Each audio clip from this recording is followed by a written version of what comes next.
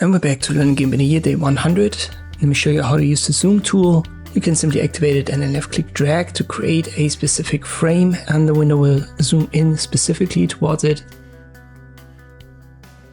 You can also hold Control, use the mouse wheel, and then you can zoom in and out. But in general, when you hold Control, you can see it simply changes the zoom tool icon. So by default, it's a plus sign. When you left click, you're going to zoom in.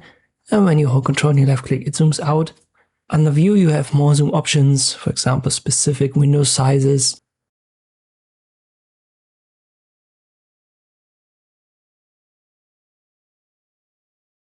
Incrementation for plus minus, so certain zoom levels.